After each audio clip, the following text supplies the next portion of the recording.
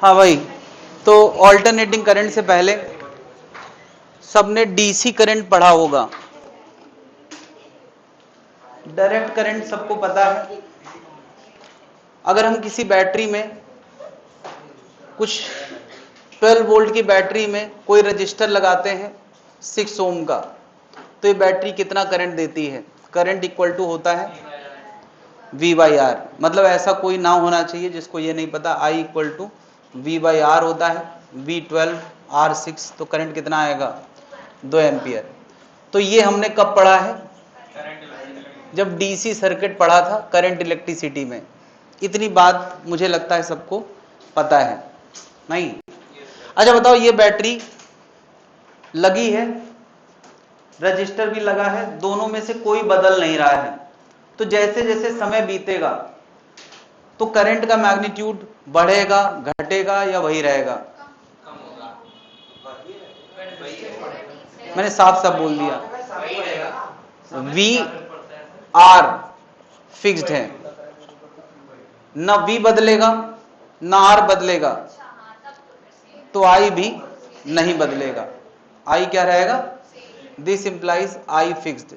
Direct current जब भी हम देखते हैं तो आमतौर पे उसका यही मतलब होता है कि उसके करंट में कोई बदलाव नहीं चल रहा है। ठीक है, I कैसा है? यानी अगर समय के साथ साथ कोई I का ग्राफ बनाए, I का टाइम के साथ साथ, या कोई V का भी बनाए टाइम के साथ साथ, तो बताओ कैसा बनेगा? भाई कोई कहे कि यार इस बैटरी का वोल्टेज हम वोल्टेमीटर से नाप रहे हैं और समय देखते जा रहे हैं, अब वोल्टेज कितना, अब वोल्टेज कितना, तो कैसा मिलेगा? 12 वोल्ट मिलेगा। और इसका करंट नापते जा रहे हैं तो हमेशा क्या मिलेगा? 2 एम्पियर मिलेगा। तो ये डीसी है। डीसी मतलब कि ना करंट बदल रहा है ना वोल्टेज बदल रहा है, तो ये क्या है? डीसी। तो इतनी बातें मुझे लगता है 9वीं 10वीं 11वीं 12वीं कभी ना कभी लाइफ में सबने पढ़ी है। क्या इसमें किसी को डाउट है? नहीं।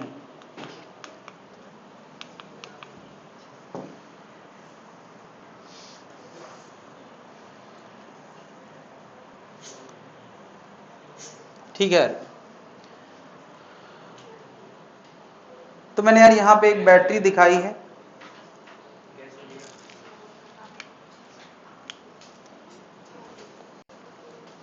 ये एक बैटरी दिखाई है, ये वही वाली बैटरी है। कितने वोल्ट की? 12 वोल्ट की, 6 ओम का रेजिस्टेंस है। तो इसका करंट क्या होगा? फिक्स होगा।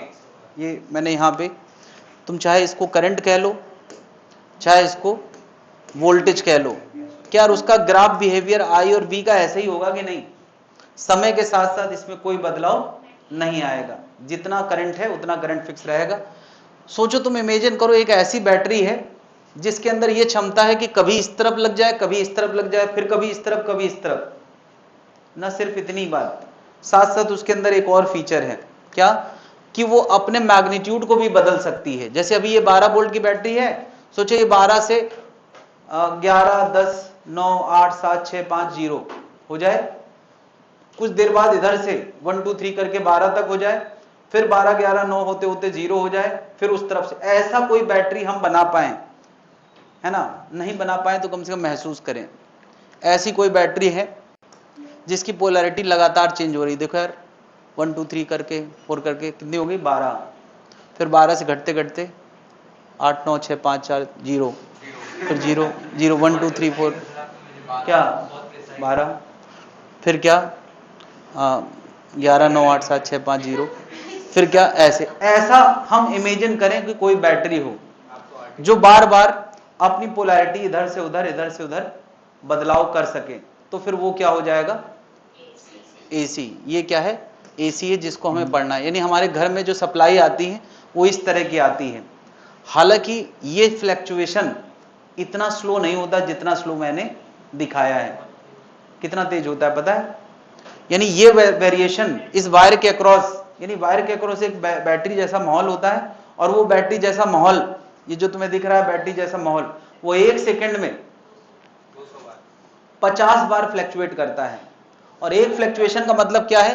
कि 12 से घट के 0 होना, फिर 0 से घट के 12 होना, फिर 12 से घट के 0 होना, और वहां 12 हो जाना। इसको एक चक्कर बोलेंगे, है ना? फिर से देखिए यार, यानी इसका वोल्टेज टाइम के साथ कैसे वेरी कर रहा है, 0 से बढ़ के 1 2 3 करके 12 होना, फिर 12 से घट के 0 होना, फिर 0 से उल्टी तरफ 12 होना और फिर घट के 0 हो जाना। ये एक साइकिल है। क्या इस बात को जो मैंने यहां चला के दिखा रहा था, इस बात को मैं ग्राफ में ऐसे दिखा सकता हूं। बात क्लियर है?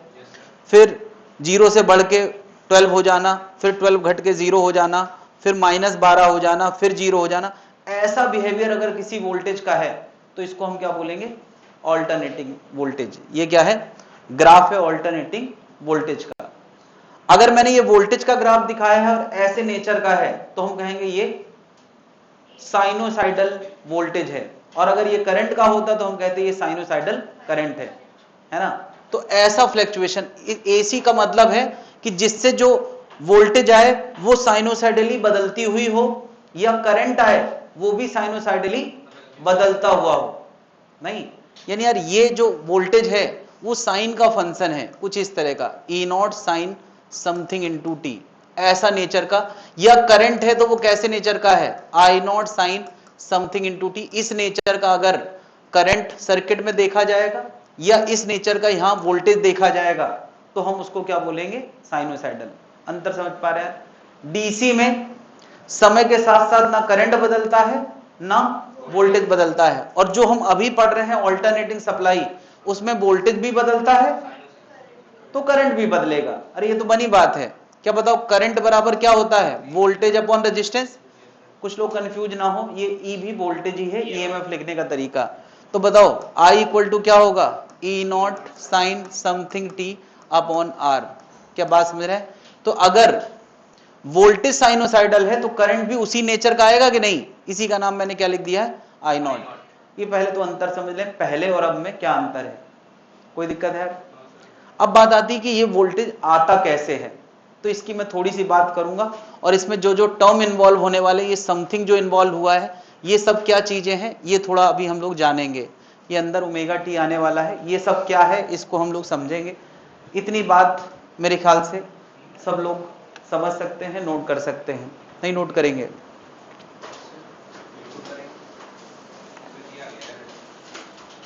डीसी सोर्स ऐसा है, एसी सोर्स ऐसा है।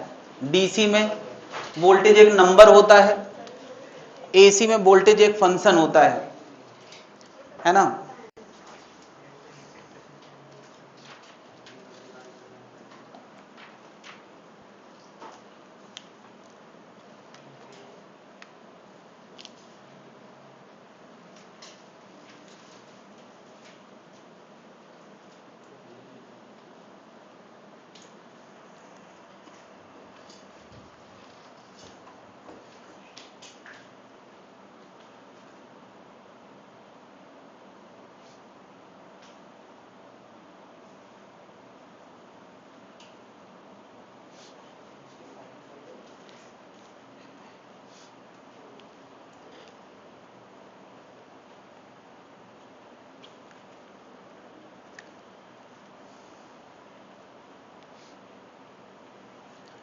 तो ऐसी बिजली पैदा कहाँ होती है, जैसे हम लोग कहते हैं कि बैटरी, मतलब वो एक सेल हम लोगों ने देखा था कि जिसमें एनोड कैथोड डूबा होता है किसी H2SO4 के अंदर, तो वो हमारी सेल होती है, बैटरी होती है। तो उसका वोल्टेज हमेशा फिक्स रहता है। जो हम लोगों ने लैब में कभी सेल देखा है वो हमेशा फिक्स वोल्टेज का होता है ना। ऐसा वोल्टेज कौन क्रिएट करता है? हाँ, घर में जो लगी होती है, घर में जो बिजली सप्लाई आती है वो कौन सी आती है, डीसी या एसी? एसी आती है, मतलब उसके वोल्टेज का नेचर ऐसा ही होता है। अच्छा, घर में जो सप्लाई आती है उसका ये जो ई नॉट होता है पता है कितना है? चलो यार, अभी हम ये सारी बातें करेंगे, ये सारी बातें करेंगे। पहले तो डीसी एसी का अंतर समझ ले ताकि हमें, चलो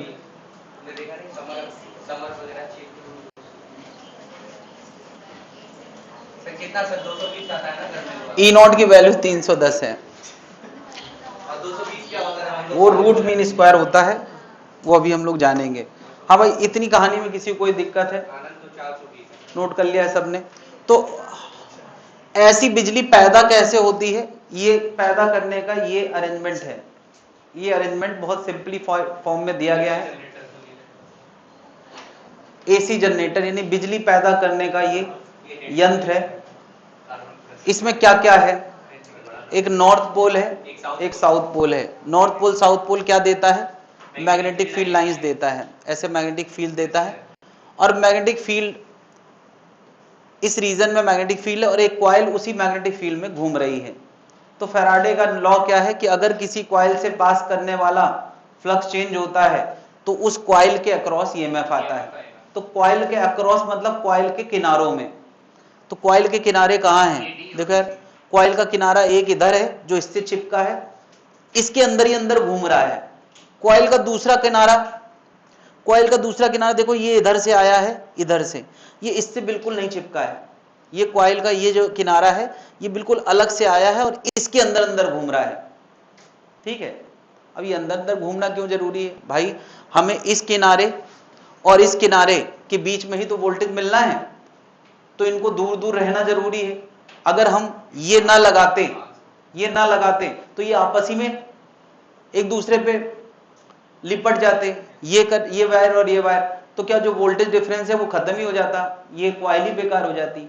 तो इसके लिए हमने ऐसा कुछ अरेंजमेंट किया है जिनको हम बोलते हैं स्लिप रिंग। स्लिप रिंग मतलब ऐसी रिंग बनाई है जिसके अंदर ये वायर स्लिप करेगा, इनको क्या नाम दिया है, स्लिप रिंग। तो स्लिप रिंग के अंदर ये भी वायर अंदर ही अंदर घूम रहा है और स्लिप रिंग के अंदर ये वाला वायर भी अंदर ही अंदर घूम रहा है। फायदा कि अभी यार घूमते हुए वायर से हम फिक्स वायर पे आ गए हैं, क्या अब ये जो इसका वोल्टेज था वो यहां नजर आएगा और जो इसका वोल्टेज था, इस वायर का वोल्टेज था, वो यहां महसूस होगा।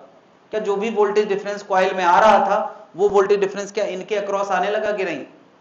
और कॉइल में जो वोल्टेज डिफरेंस आ रहा था उसका हम लोगों ने फॉर्मूला पढ़ा था फैराडे लॉ में। मैं सीधे फॉर्मूला यूज करने वाला हूं, किसी को इससे परेशान होने की जरूरत नहीं है।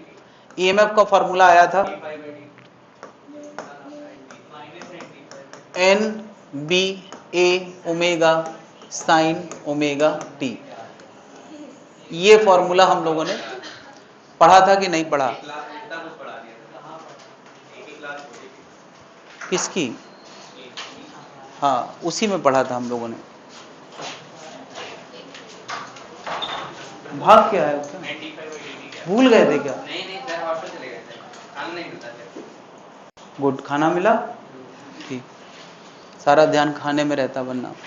तो यार ऐसा है कि इसमें ये चीजें क्या हैं ये जान लें, कैसे आया है ये बात हम लोगों ने डिस्कस कर रखी है और जिन्होंने नहीं करी वो कभी ना कभी करेंगे। तो यार एन क्या है, यहां पर एन है number of turn off coil. मैंने यार यहां कॉइल किसको बताया है, ये जो कॉइल है ये एक ही टर्न की दिखाई गई है। भाई एक टर्न की होगी तो वोल्टेज बहुत कम आएगा। एक्चुअली इसमें ऐसे ऐसे बहुत सारे टर्न होते हैं और फिर उसका दूसरा किनारा यहां आता है। अब वो दिखा देंगे तो वो गंदा लगेगा, हम लोगों को उसका कॉन्सेप्ट समझना है, ना कि हम लोगों को इंजीनियर बनना है। तो एन क्या है, number of turn off the coil, कितने टर्न की कॉइल है, नंबर ऑफ टर्न। बी क्या है, क्या इस नॉर्थ और उस साउथ ने क्या क्रिएट किया है, मैग्नेटिक फील्ड।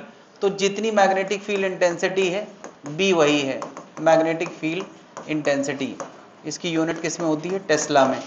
ठीक है, ए क्या है, ए एरिया ऑफ कॉइल।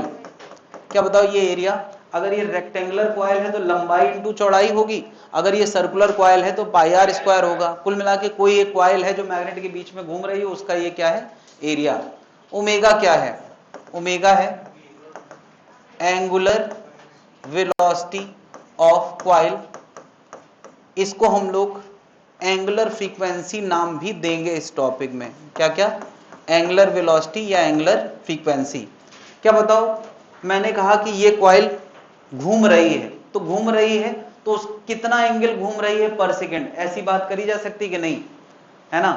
π/2 रेडियन पर सेकेंड, पाई रेडियन पर सेकेंड या 2π रेडियन पर सेकेंड, कितना एंगल पर सेकेंड घूम रही है उसी को हम क्या बोलते हैं, एंगुलर वेलोसिटी। ये भी टर्म कोई मतलब बिना सुना नहीं है। यूनिट क्या होती है इसकी, रेडियन पर सेकेंड, रेडियन पर सेकेंड। तो यार इतने नाम पहले समझ लें।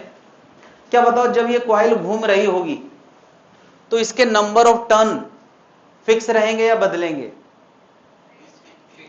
अरे फिक्स, नंबर ऑफ टर्न क्यों बदलेंगे, कॉइल हम बना के ले आए जितने टर्न है ना, एन बदलेगा, बी बदलेगा क्या, ना बी बदलेगा, ना ए बदलेगा, ना ओमेगा बदलेगा। और जब बदलेगा नहीं तो इतने सारे नाम को हम क्यों ना एक नाम दे दें, क्या, ई नॉट साइन ओमेगा टी। तो बस सिंपल फॉर्मूला हो जाएगा। और यहां अलग से लिख देते हैं where E naught is equal to N B A omega, ऐसे याद रखेंगे यार। अब दो चीजें हो गई कि वोल्टेज का फॉर्मूला इस लुक का होता है जहां ई नॉट की वैल्यू क्या होती है, एन बी ए ओमेगा। क्या इतनी बात क्लियर है? नोट करते जाएं।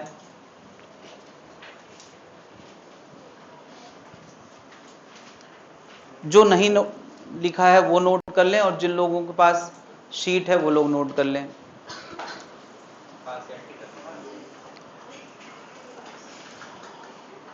कुछ देर में वो लोग ज्यादा सुकून में हो जिनके पास नहीं लिखा है, ठीक है? हाँ, इसी पे ध्यान दें।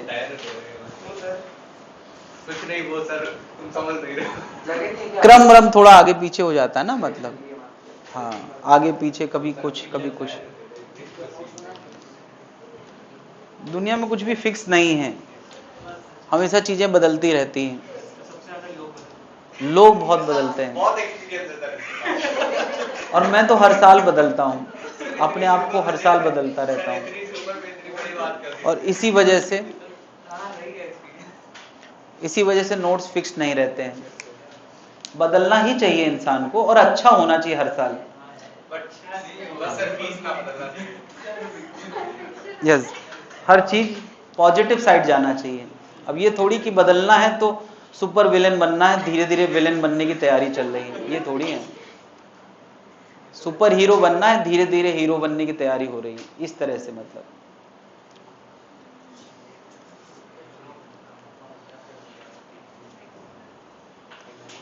हाँ भाई, ये सारे नाम लिख दिए हैं।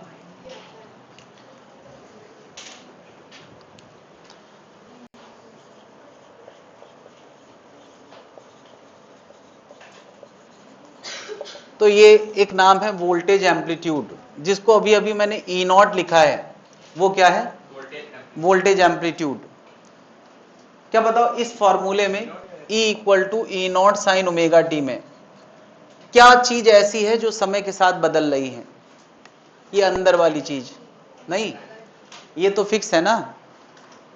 अभी अभी मैंने इसका एक ग्राफ दिखाया था, ऐसा नेचर का, ऐसे नेचर का ग्राफ दिखाया था।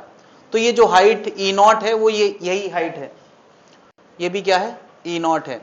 ये ईएमएफ वर्सेस टाइम ग्राफ है, जो मैंने अभी थोड़ा देर पहले बनाया था, नहीं दोबारा बनाने की जरूरत नहीं है फिलहाल। तो बता, क्या ये ग्राफ जीरो से एक मैक्सिमम वैल्यू तक जाता है, और वो मैक्सिमम वैल्यू यहां लिखी है, ये क्यों? क्योंकि साइन सबसे ज्यादा कितना हो सकता है यार, साइन के अंदर कोई भी चीज डालो वो ज्यादा ज्यादा 1 हो सकता है। तो बताओ, जब साइन 1 होगा तो ईएमएफ कितना होगा, ई नॉट। तो ई नॉट क्या है, पीक वोल्टेज। जितना वोल्टेज ज्यादा ज्यादा हो सकता है उसी को हम क्या बोलते हैं, वोल्टेज एम्पलीट्यूड, या इसको हम कह सकते हैं peak value of alternating voltage, alternating voltage. और अभी क्योंकि हम लोग साइनोसाइडल वोल्टेज पढ़ रहे हैं, ये जो वोल्टेज है, ये जो सप्लाई है जिसमें साइन फंक्शन आता है, इसको हम क्या बोलते हैं, साइनोसाइडल। तो साइनोसाइडल वोल्टेज में उसका जो एम्पलीट्यूड होगा वो ई नॉट होगा। क्या बताओ, जैसे हम एसएचएम पढ़ते हैं तो वो भी साइन के फंक्शन में नहीं आता, तो उसके बगल में जो टर्म आता है उसको हम क्या लिखते हैं, एम्पलीट्यूड। वो होता है डिस्प्लेसमेंट एम्पलीट्यूड, ये क्या है, वोल्टेज एम्पलीट्यूड। तो उसी मिलता जुलता नाम है ना। जो हमारे घर पे सप्लाई आती है, बता यार, इंडियन होम सप्लाई में ई नॉट की वैल्यू क्या होती है, हाँ, लगभग 310 या 311 के आसपास होती है, ठीक है। तुम कहोगे ऐसा तो हमने नहीं देखा, हमने तो 220 देखा है, वो कुछ और है, समय आने पे वो बताया जाएगा। क्या इतनी बात समझ में आ गई है?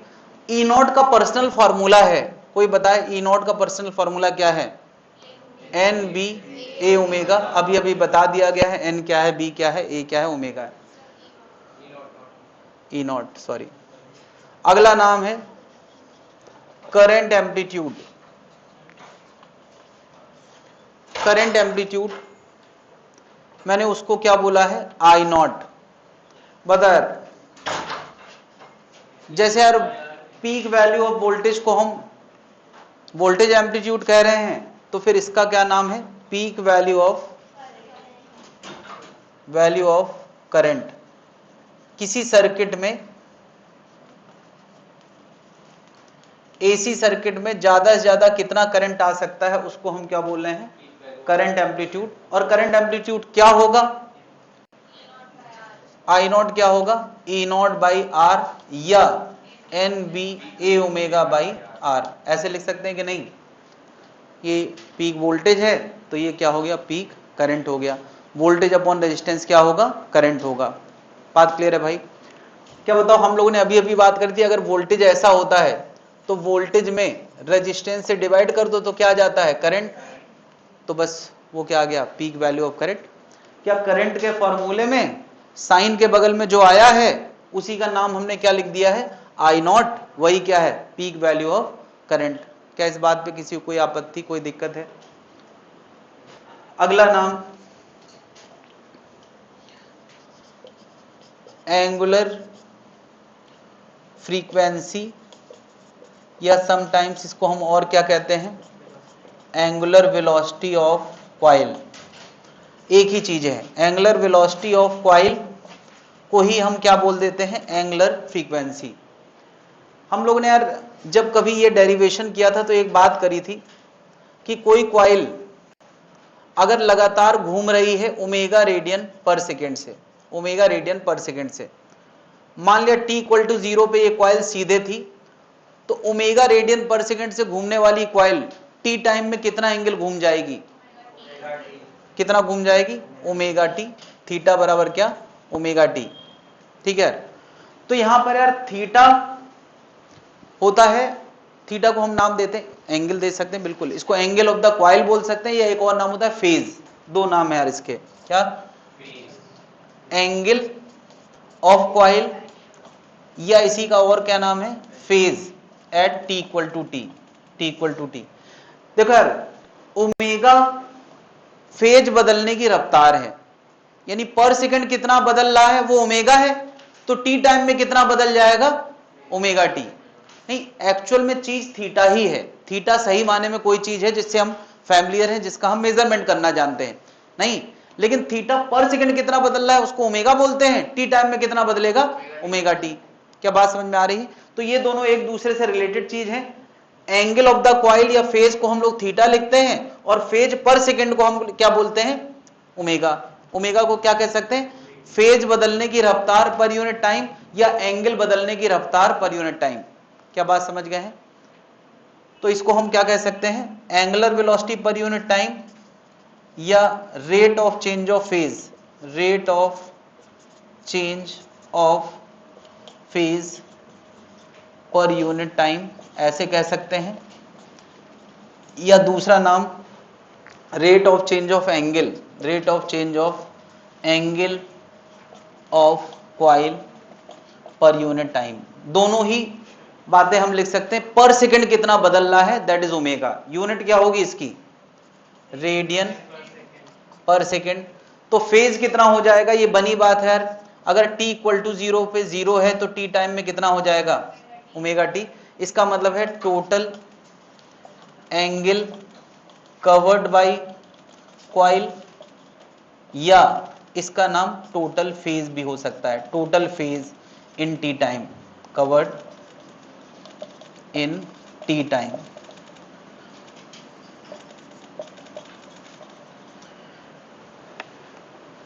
तो ये जब भी डेफिनेशन आती है तो दोनों साथ साथ आते हैं। ओमेगा आया है तो ओमेगा टी जरूर आएगा। ओमेगा होता है पर सेकंड कितना बदल रहा है, तो ओमेगा इंटू टी क्या है? टी टाइम में कितना बदल गया।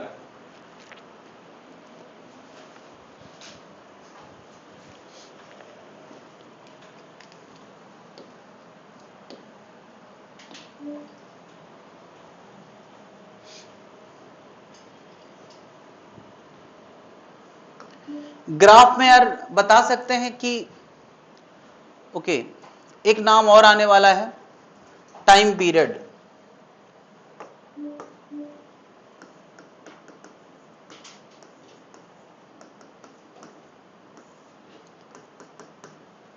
हाँ भाई, मैंने अभी अभी ऑल्टरनेटिंग सप्लाई को महसूस कराने की कोशिश करी है कि एक बैटरी अपनी एक तरफ की पोलैरिटी को बदल के पहले घटा के जीरो करती, फिर दूसरी तरफ लाती है, फिर उसी तरफ ले आती है। तो एक साइकिल का मतलब क्या है कि वोल्टेज को जीरो से बढ़ के मैक्सिमम होना, फिर घट के जीरो होना, फिर उल्टी तरफ मैक्सिमम होना और फिर जीरो हो जाना।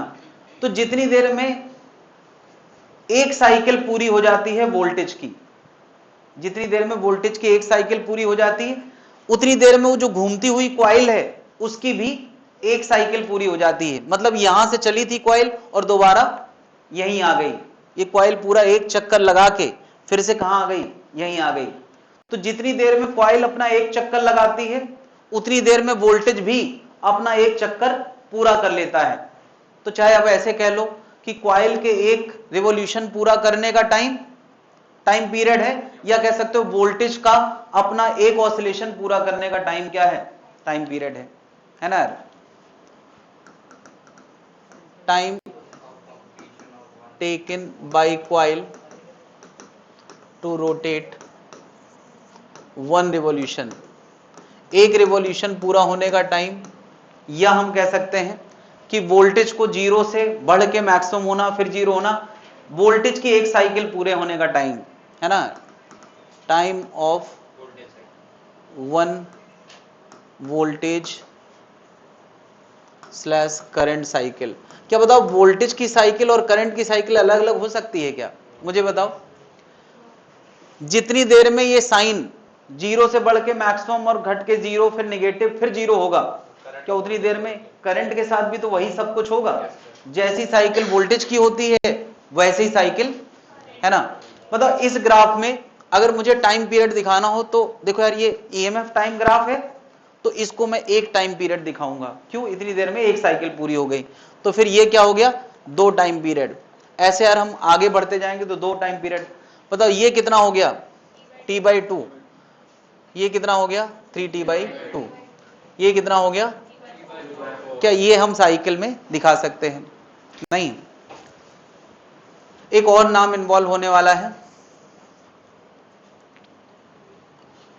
अच्छा, ओमेगा और टाइम आपस में एक दूसरे से रिलेटेड होता है, पता है कैसे। ओमेगा इक्वल टू क्या, 2π/t। अब यार इसको हम लोग थोड़ा और रियलाइज करने की कोशिश करेंगे। अगला नाम है फ्रीक्वेंसी।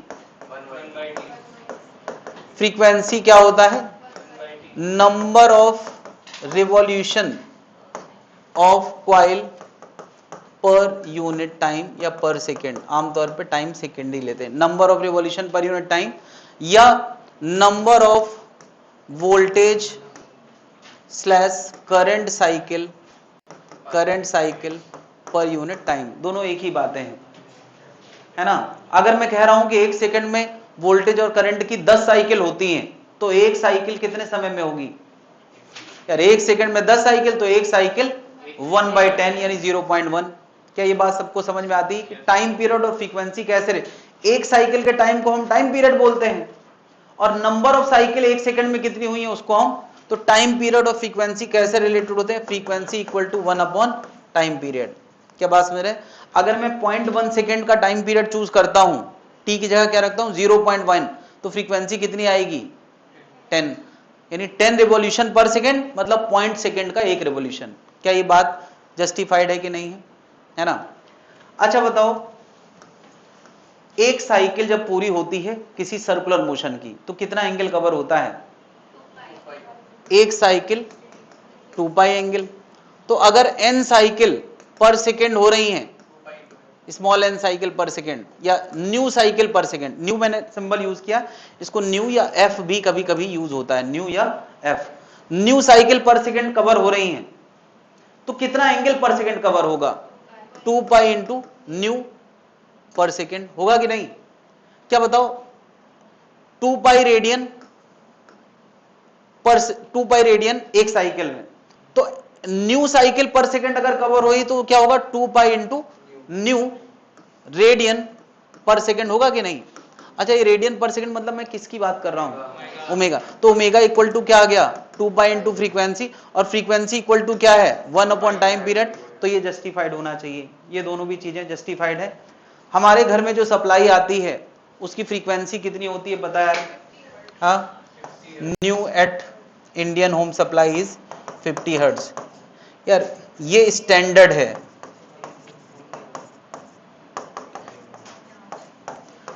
जो हमारे घर में बिजली आती है उसकी फ्रीक्वेंसी कितनी होती है 50 हर्ट्ज। तो बताओ हमारे घर में जो बिजली आती है उसका टाइम पीरियड कितना होता है?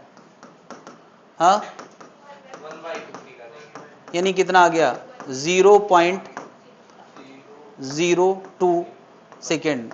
यानी अभी तो मैं जो बैटरी घूमते हुए दिखा रहा था ना, इधर से इधर इधर से इधर, उसको एक चक्कर पूरा करने में इतना कम समय लगता है, इतना कम 0.02 सेकेंड में वो एक बार ऐसे ऐसे कर जाती है। तो एक सेकंड में ऐसे ऐसे ऐसे ऐसे कितने बार 50 बार। ये बात इमेजिन करो, ऐसी सप्लाई हमारे घर पे आती है। क्या इतनी बातें सबको क्लियर हैं या कुछ और बोलूं?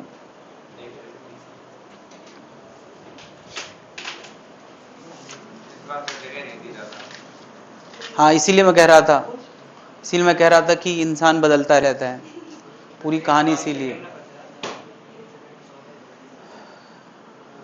और कौन बदलता है? अगल बगल की सराउंडिंग बदलती है। तुम ही लोगों ने बदला है, वरना पहले मैं इसको ऐसे ही उड़ा देता था, सबको समझ में आ जाता था। फिर मैंने देखा नहीं यार बाउंस मार रहा है, बदलाव किया। हाँ भाई, ये सारे नाम से फैमिलियर हो गए हैं लोग, तो मैं आगे बढ़ूं।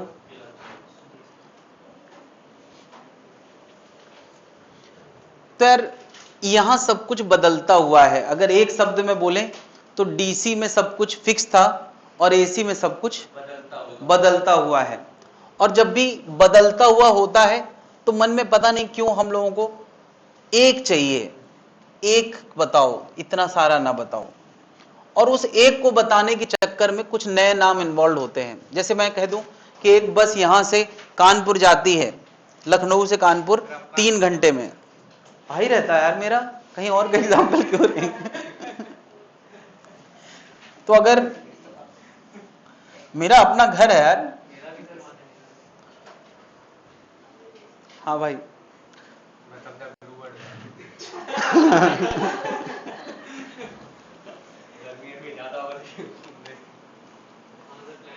तो यहां से कानपुर जाने में 3 घंटा लगता है। कितने 3 घंटा और कितने किलोमीटर है? लगभग 90 किलोमीटर। तो हम क्या कहते हैं, अगर कोई तुमसे पूछे कि बस कितनी स्पीड से चली, ब्लू बर्ड वाली बस कितनी स्पीड से चली, तो क्या बोलोगे यार? 30 किलोमीटर पर आवर। भाई 3 घंटे में 90 किलोमीटर। क्या ये हकीकत है कि वो 3 से चली होगी, 30 चली होगी? नहीं, अरे कहीं धीमे कहीं ज्यादा। और अगर ड्राइवर ये बताने लग जाए कि 8:35 पे इतनी स्पीड थी, 8:36 पे, तुम सुनना चाहोगे? नहीं। तो इसी चक्कर में कुछ नाम इन्वॉल्व होने वाले हैं। क्या नाम इन्वॉल्व होने वाले? Average, mean, instantaneous. कौन सुनना चाहता है भाई? इंस्टेंटेनियस ही तो वेरिएबल है। अगर मैं कहूं ईएमएफ टाइम के फंक्शन में क्या है, तो वो कुछ साइन फंक्शन में है, टाइम के साथ साथ वो बदल रहा है। नहीं, वही तो बदलता हुआ है, वही तो वेरिएबल है। तो इसके चक्कर में क्या नाम इन्वॉल्व होने वाले हैं? एवरेज, मीन और आरएमएस। जो बदलती हुई चीज को एक बोलने लगता है, जो बदलती हुई चीज को क्या देने लगता है? एक बोलने लगता है। बात क्लियर है? तो अब यार एक कैटेगरी ऑफ क्वेश्चन तो यही हो गई कि तुम इक्वेशन पे ही क्वेश्चन बना सकते ही जनता। चलो यार एक क्वेश्चन हम इक्वेशन में कर लेते हैं, है ना, ताकि थोड़ा सा नंबर थोड़ा उससे फैमिलियर हो जाए। मैंने कहा यार E बराबर 310 साइन 100 पाई टी, ये हमारे घर की सप्लाई है, कहीं की सप्लाई है, ठीक है यार। ये एसी वोल्टेज का फॉर्मूला है। तो मेरा क्वेश्चन है, क्वेश्चन नंबर 1, पीक वोल्टेज लिखते जाओ यार, क्वेश्चन लिखते जाओ ताकि तुम्हें पक्का हो जाए, मुझे पक्का हो जाए कि तुम समझ गए। Peak voltage, question number 2, if voltage is applied across a register, थोड़ा आसान डेटा दे दें यार, 300 कर दें भाई इसको, 300 across 15 ampere 15 ohm resistor, peak current कितना होगा? Question number 3, frequency of supply, नहीं पहले मैं एंगुलर फ्रीक्वेंसी पूछूंगा।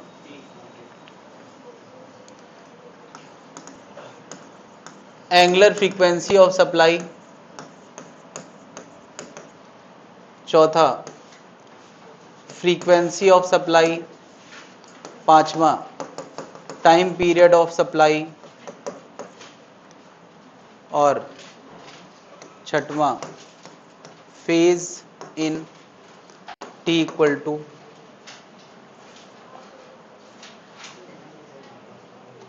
टी इक्वल टू 1/400 सेकेंड, इतने सारे फेज।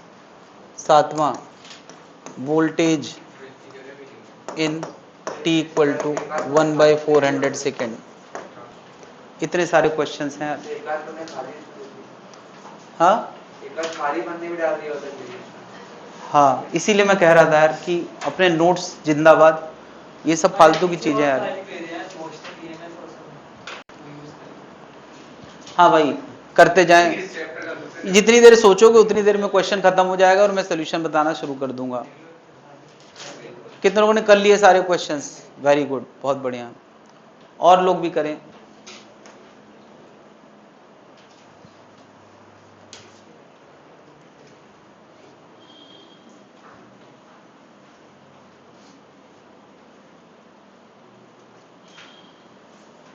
हो गया यार। पीक वोल्टेज कितना है? 300 वोल्ट। अगर 15 ओम का रेजिस्टेंस है तो पीक करंट कितना होगा? बस ऐसे ही करते जा यार, क्या टाइम लगेगा यार, खत्म बात। अगला क्वेश्चन है एंगुलर, रुक जाए, ठीक, रुक गया मैं।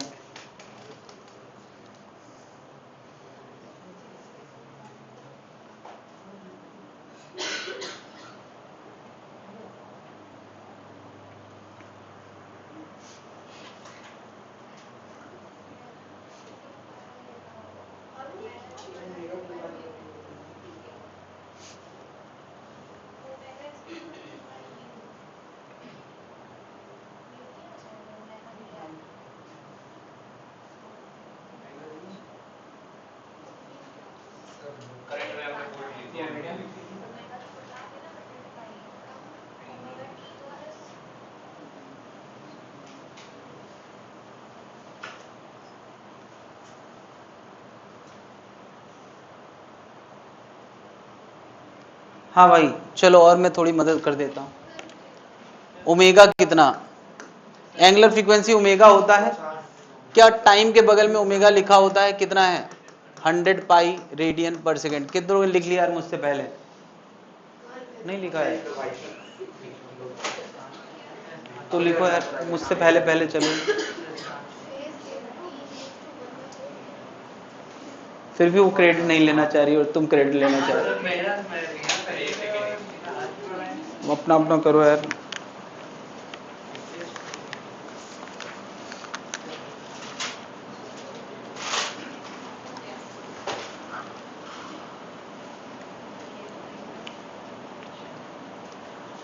सारे नाम मैंने बता दिए, समझ लो क्लियर हो जाना चाहिए। अब इसको बहुत देर तक नहीं सोचना कि ये क्या है। ओमेगा आ गया भाई। फ्रीक्वेंसी और ओमेगा कैसे रिलेटेड है? ऐसे रिलेटेड है तो ओमेगा कितना आ गया? 100 पाई, और हमें चाहिए फ्रीक्वेंसी। पाई पाई का हिसाब किताब हो जाएगा, 100/2 कितना आएगा? 50 हर्ट्ज। कितने लोग आ गया यार फ्रीक्वेंसी? अगला क्वेश्चन है टाइम पीरियड। तो टाइम पीरियड होता है 1 फ्रीक्वेंसी, यानी 1/50। इत्तेफाक से मैंने यही क्वेश्चन अभी अभी करा था। फेज, फेज कैसे आएगा? कितने लोगों का हो गया यार फेज? पहुंचो, जल्दी पहुंचो, और अपने दिमाग की स्पीड बढ़ाओ यार। यही कंपटीशन है जो तुम देख रहे हो क्लास में, यही एक कंपटीशन तुम्हें झेलना है। दुनिया आगे निकल रही है, लोग पीछे छूट रहे हैं, कुचल के आगे बढ़ रहे हैं लोग, इस तरह से ये भाव लाओ, सब कुछ ले जाएंगे, कोई नहीं बचेगा, कुछ ही लोग निकल पाएंगे। Phase in t equal to 1/400। Phase कहाँ होता है यार? अरे फेज क्या होता है अभी बताया नहीं, इसके अंदर जो है वही फेज है। फेज का फॉर्मूला क्या होता था? ओमेगा इंटू टी, पढ़ा कि नहीं? ओमेगा यानी 100 पाई टी। तो बताओ किस वक्त पूछा है? तो जब पूछा है तब रख दो। किस वक्त पूछा है? 1/400 रख दो, तो ये कितना आ गया? π/4। अगला क्वेश्चन है उसी वक्त वोल्टेज बताओ, उस वक्त का वोल्टेज। तो उस वक्त का वोल्टेज होगा, वोल्टेज का फॉर्मूला है 300 साइन फेज। अब फेज कितना आ गया उस वक्त यार? फेज कितना है? 2πt, सॉरी 100πt, 100πt, और t की जगह क्या रखना है? 1/400। तो बताओ ये क्या आ गया? 300 साइन π/4, और साइन π/4 कितना होता है? तो ये आंसर आएगा 300 डिवाइड बाई √2 वोल्ट। समझ रहा है? इस समय इतना वोल्टेज होगा, फ्लैक्चुएटिंग वोल्टेज है ना यार, तो इस समय इतना वोल्टेज होगा, बदलता हुआ वोल्टेज है। अच्छा बताओ, अगर मैं t बराबर 1/200 बोलता तब कितना आता? अगर मैं t बराबर 1/200 बोलता, चलो बताओ, t बराबर 1/200, तो वोल्टेज कितना होता? 300 साइन, ओके, 100 पाई इंटू 1/200 कितना आ जाता? π/2, और साइन π/2 90, यानी तब कितना होता? 300 वोल्ट, यानी पीक पे होता, आधे टाइम पे पीक पे होगा। इसका टाइम पीरियड, ये टाइम पीरियड से आधा है, हाँ तभी नहीं, ये टाइम पीरियड का क्वार्टर है, क्वार्टर है, ये टाइम पीरियड का क्वार्टर है। सर ये 7th वाला एक बार समझा दी गई, ये निकला नहीं था मेरा। मुझे लगा यार कि मैं फ्री हो गया। ओके, 7th वाले में मैंने कहा यार कि वोल्टेज बताओ, और वोल्टेज का फॉर्मूला है 300 साइन 100 पाई टी, यही फॉर्मूला है। मैंने क्या कहा? किस वक्त चाहिए वोल्टेज? किस वक्त चाहिए? इस वक्त, इस समय। तो कितना आएगा? 300 साइन 100 पाई 1/400 रख दिया यहाँ पे, तो कितना आ गया? 300 साइन π/4, और साइन π/4 बोले तो साइन 45 डिग्री, और साइन 45 कितना होता है? बस ये करना है, जब का टाइम डालो तब का वोल्टेज बता देंगे। क्या बात समझ पा रहे हैं? जब का टाइम डालोगे तब का वोल्टेज पता चल जाएगा। नहीं क्या नहीं बता पाओगे?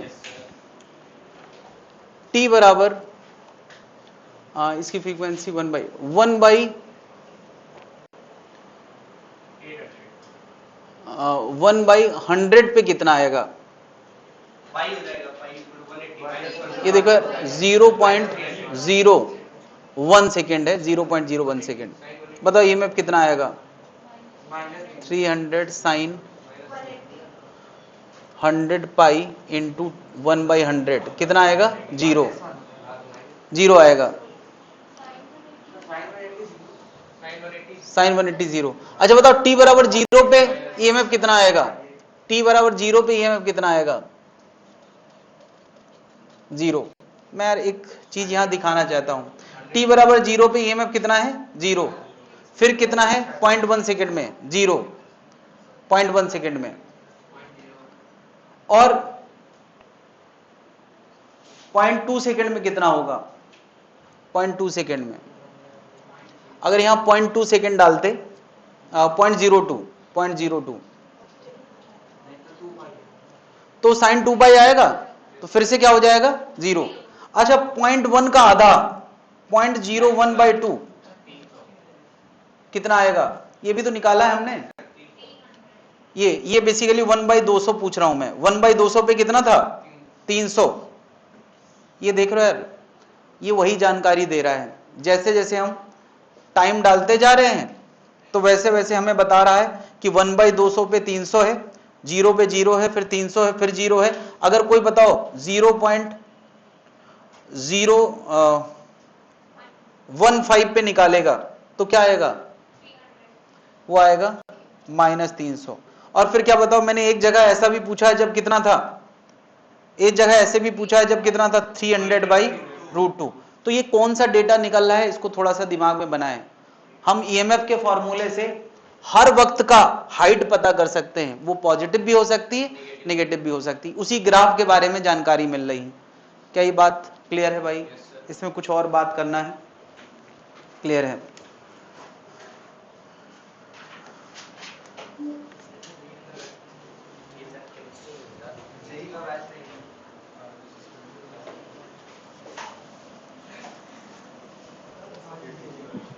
सर वो ग्राफ बनाना है? नहीं भाई, नहीं, समझ लो यार, बस इतना बनाया तो कितने बार, 3-3 बार बना दिया, आप कितने बार ग्राफ बनाएंगे?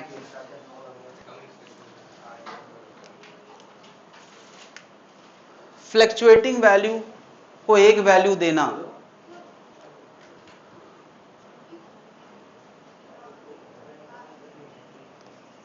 एवरेज का क्या मतलब होता है?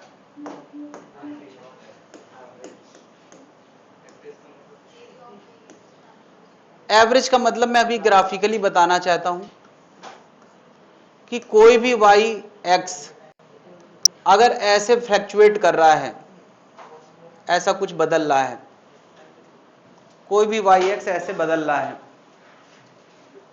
मान लिया वाई एक्स ग्राफ है और ये कोई एक्स नॉट वैल्यू है जहां तक ये ग्राफ बनाया गया है, तो बदलती हुई वैल्यू को एक वैल्यू देना, बदलती हुई वैल्यू को एक वैल्यू देना, यानी जितना एक्स नॉट के लिए ये ग्राफ था उतने एक्स नॉट तक के लिए मैंने ग्राफ खींचा है ना। यहां बदलती हुई वैल्यू थी और यहां मैंने एक वैल्यू बनाई है, उस एक वैल्यू का नाम क्या है?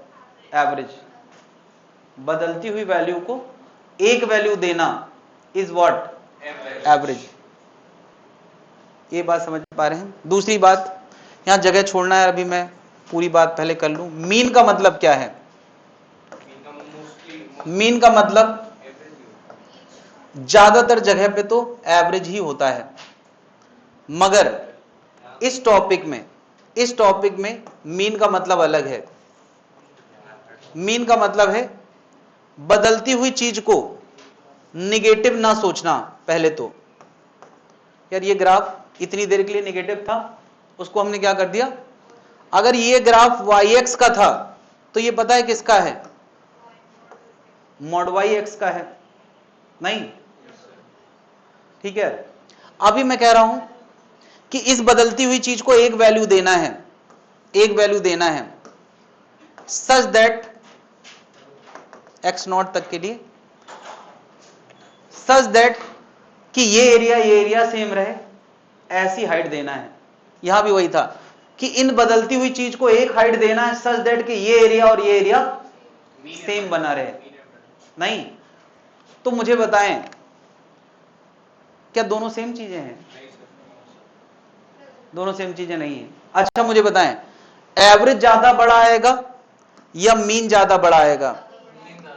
क्यों? क्योंकि उसमें नेगेटिव को भी पॉजिटिव बना लिया गया है। क्या ये बात जनता को समझ में आ रही? अच्छा, किसी भी चीज का एरिया मैथ्स में कैसे दिखाया जाता है? Integral of y d x. क्या ये बात सबने पढ़ी कि नहीं? Integral of y d x इसका एरिया है। लिमिट कहां से कहां तक? 0 से एक्स नॉट तक, नहीं? इसका एरिया क्या है? y into x not. तो y बार का फॉर्मूला क्या बना? वो बना integral of y d x upon x not 0 से एक्स नॉट। यार जब मैंने ये लिखा ना यार एवरेज, तो ये किसका बन गया? ये किसका एवरेज है? तो मैं कहूंगा y का एवरेज है। मैं कह दूं नहीं, y का एवरेज क्यों निकाला? हमें तो फिजिक्स की क्वांटिटी बताओ। तो तुम फिजिक्स की कोई भी क्वांटिटी का एवरेज निकाल लो, कोई भी क्वांटिटी। जैसे मैं कह दूं वोल्टेज का एवरेज क्या होगा? Integral of e d t upon t. Current का एवरेज क्या होगा? Integral of i d t upon t not. कोई पूछे वेलोसिटी का एवरेज क्या होगा? Integral of v d t upon t not. तुम याद करो, यही तो करते आए हो तुम। Integral of v d t क्या होता है? डिस्टेंस अपॉन टाइम, वो या डिस्प्लेसमेंट अपॉन टाइम, वो एवरेज वेलोसिटी नहीं होता? ये फिजिक्स के किसी भी टॉपिक के लिए काम करेगा जहां जहां डिफाइंड है। बल्कि जब हम सेंटर ऑफ मास का फॉर्मूला पढ़ते हैं तो वो क्या होता है, integral of x d m upon total mass. ये पोजीशन एवरेज ओवर मास होता है। फिजिक्स में जहां जहां एवरेज आता है उसका बेसिक यही है। क्या बेसिक है? कि उसका फॉर्मूला इस लुक का बनेगा। नहीं तो यार क्योंकि हम अभी टॉपिक ये वाला पढ़ रहे हैं तो बस ये दो फॉर्मूले हमारे काम के हुए नहीं। अब जरा यहां आ जाएं।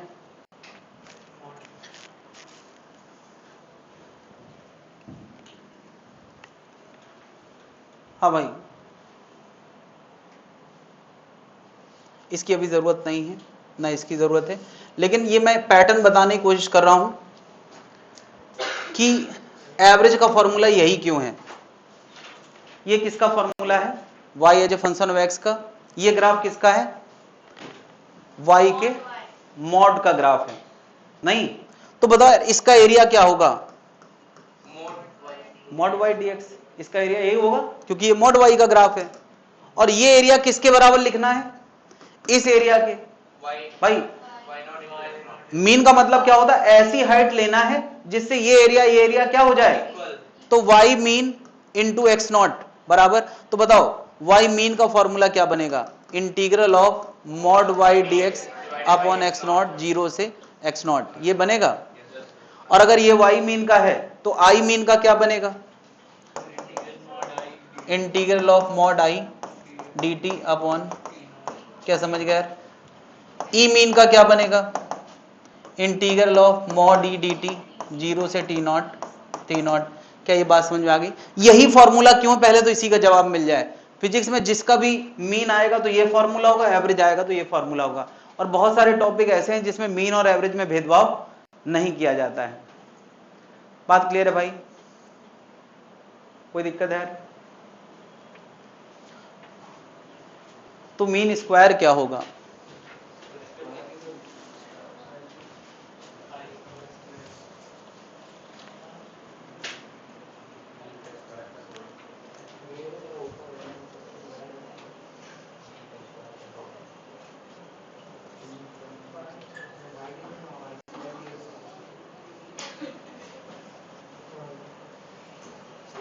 ऐसा कोई ग्राफ है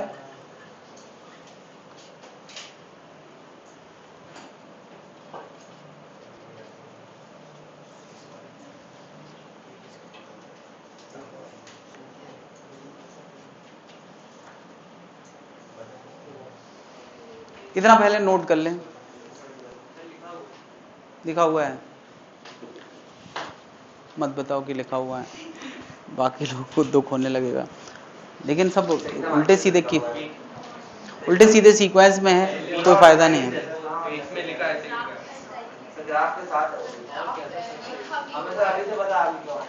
चलो वो वाला बोर्ड दिखा दीजिएगा 1 minute.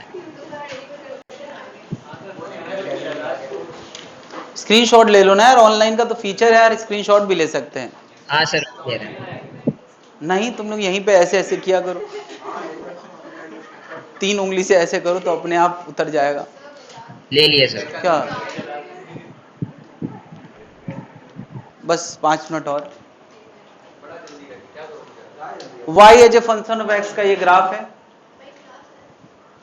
y as a function of x का ये ग्राफ है।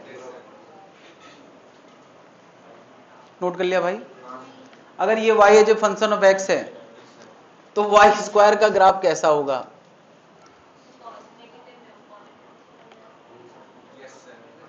क्या किसी चीज का स्क्वायर करने से वो चीज कभी निगेटिव नहीं, यानी जो पॉजिटिव है वो पॉजिटिव रहेगा, जो निगेटिव है वो भी क्या हो जाएगा? पॉजिटिव। तो अगर ये yx का ग्राफ था, अच्छा दूसरी बात उसकी हाइट भी तो बढ़ जाएगी। अगर ये y हाइट y0 हाइट थी तो इसके स्क्वायर की हाइट कितनी होगी? y0 स्क्वायर होगी, नहीं होगी? ये बात समझो यार। तो अगर हमने किसी yx ग्राफ के बजाय y स्क्वायर ग्राफ बनाया है, और फिर से वही बात कह रहा हूं कि ये ग्राफ x0 तक था, तो x0 तक हम एक वैल्यू लेना चाहते हैं, एक वैल्यू लेना चाहते हैं सच दैट कि इसका एरिया और इसका एरिया सेम आ जाए, एक वैल्यू लेना चाहते हैं, तो ये उसकी क्या होगी? Mean square. इसको हम क्या बोलते हैं? Mean square. एक मिनट, वाई स्क्वायर मीन, इसका नाम है मीन स्क्वायर। मीन स्क्वायर क्यों भाई? स्क्वायर का मीन लिया है ना, इसलिए क्या बन गया? Mean square. तो बता यार, वाई स्क्वायर मीन का फॉर्मूला क्या बनना चाहिए? पहले तो बताओ, इसका एरिया क्या आएगा? इसका एरिया आएगा integral of y square d x. Limit कहां से कहां तक? 0 से। इसका एरिया क्या आएगा? Y square mean into x not. तो वाई स्क्वायर मीन का फॉर्मूला क्या बन गया? 0 से x not y square d x divide by x not. नहीं, ये क्या बन गया? Mean square of y. Mean square of y. तो बताओ, अगर y किसी डायमेंशन की चीज थी, हमें नहीं पता y किस डायमेंशन की चीज है, अगर वो एम्पियर डायमेंशन की चीज थी तो ये एम्पियर स्क्वायर की होगी। अगर ये वोल्ट डायमेंशन की चीज थी तो ये वोल्ट स्क्वायर। हम कभी भी यार कोई चीज लाना चाहते हैं तो उसी यूनिट का लाना चाहते हैं, तो हम क्या कर दें कि ये उसी यूनिट की चीज आए, y की यूनिट की चीज आ जाए। क्या कर दें? ये तो वाई स्क्वायर यूनिट की चीज हो गई, क्या कर दें कि y यूनिट की चीज बन जाए? इसमें अंडर रूट कर दें। इसमें भी अंडर रूट करना पड़ेगा? नहीं करना पड़ेगा? नहीं। तो अब इसका नाम क्या लिखोगे? Y R M S. इसका नाम क्या बन गया? रूट। अरे अंडर रूट लगा दिया तो क्या बन गया? Root mean square of Y. समझ गया यार? तो अब बताओ, आई आर एम एस का फॉर्मूला क्या बनेगा? वो बनेगा I square d t upon T का under root. V R M S का फॉर्मूला क्या बनेगा? अपॉन क्या? T naught. ये फॉर्मूले पहले तो यही क्यों बनेंगे, ये सबको समझ में आना चाहिए। क्लियर है भाई लोग? जल्दी टाइम हो गया यार आज। तो ठीक है यार, आज हम लोगों ने इतना करके छोड़ दिया है। आज कोई होमवर्क नहीं है, आज कोई होमवर्क नहीं है। अगली क्लास कब होगी? अगली क्लास थर्सडे को होगी, ठीक है? थर्सडे को होगी, क्योंकि ट्यूसडे को टेस्ट है तुम लोगों का। तो थर्सडे आना भाई, याद रखना, मैं याद दिलाता रहूंगा, हालांकि थर्सडे आना है, यही टॉपिक कंटिन्यू करना है। और मुझे देखना भी था यार कि दूसरे टॉपिक के लिए लोग कितना आते हैं, तो इससे पता चल गया यार कि लोगों का इनर्शिया तोड़ना बहुत मुश्किल काम है, धीरे धीरे तोड़ा जाएगा।